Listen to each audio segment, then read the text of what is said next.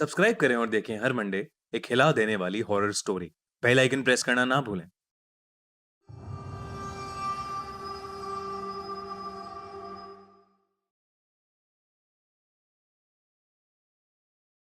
शिमला के बारे में तो सब जानते ही हैं। वहां की ब्यूटी और पहाड़ सबको खूब भाते हैं। जब 14 साल की निहारिका के पापा ने उसे बताया कि वो वेकेशन के लिए शिमला जा रहे हैं, तो वो बहुत ज्यादा एक्साइटेड हो गई। निहारिका और उसकी फैमिली अगले ही दिन शिमला के लिए निकल गए। उन्होंने 2 दिन वहां पर बहुत एंजॉय किया।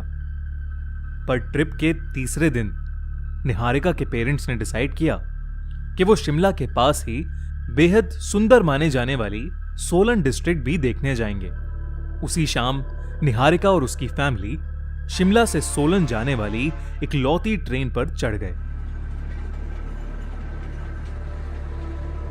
शुरू में तो निहारिका खुश थी, पर धीरे धीरे उसे वो 2 घंटे का सफर बहुत ही लंबा और फ्रस्ट्रेटिंग लगने लगा। वो एकदम से चिड़चिड़ी होने लगी।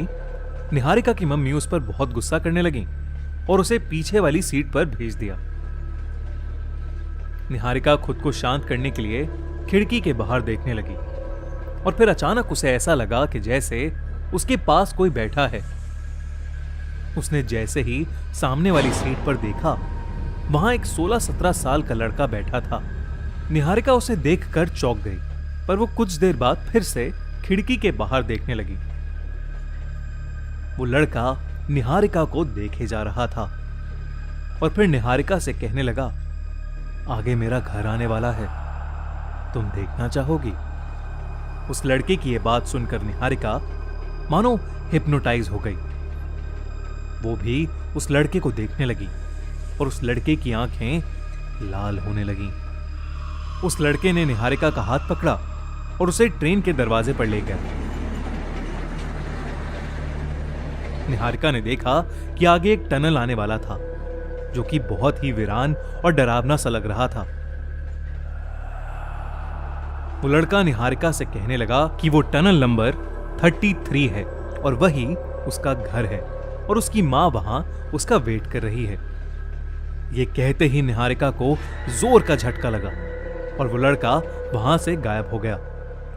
लेकिन अब निहारिका की आंखें एकदम लाल हो चुकी थीं। उस लड़के की आत्मा शायद निहारिका के अंदर घुस चुकी थी। ट्रेन जैसे ही उस टनल के अंदर घुसी, निहारिका की हालत और खराब होने लगी।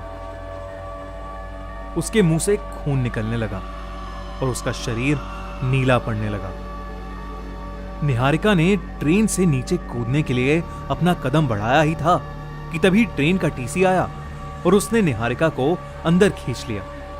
और अंदर आते ही निहारिका और चिल्लाने लगी और उसकी आवाज सुनकर उसके पेरेंट्स भी वहां आ गए। टीसी ने निहारिका की आंखें बंद कर दी और उसके माथे पर एक बोतल से पानी डालने लगा। टनल क्रॉस करते ही निहारिका को होश आ गया और देखते ही देखते निहारिका के मुंह से जोर से एक धुआं निकला और वो सीधा ट्रेन के दरवाजे से बाहर चला गया। जब निहारिका ने अपने पेरेंट्स को उस लड़के के बारे में बताया, तो उसके पेरेंट्स ने उससे कहा कि उन्हें ना तो उनके कंपार्टमेंट में और ना ही ट्रेन में कोई लड़का दिखा। तब उस टीसी ने उसके पेरेंट्स को बताया कि बहुत साल पहले उस टनल नंबर 33 में एक लड़के की इसी ट्रेन से गिरकर मौत हो गई थी। उसका घर उस टनल के पीछे ही था और उसकी मां टनल नंबर 33 की केयरटेकर थी। बेटे की मौत की वजह से उसकी मां ने भी इसी ट्रेन के आगे कूदकर अपनी जान दे दी थी। उस दिन के बाद से उस लड़के की आत्मा किसी का शरीर ढूंढ रही है, जिसमें घुसकर वो वापस अपने घर जा सके। ये सब सुनकर निहारिका और उसकी फैमिली का दिल बुरी तरह दहल उठा। सोलन पहुंचने के कुछ दिन तक निहारिका शौक में ही रही और फिर उसकी फैमिली उसे लेकर वापस घर चली गई।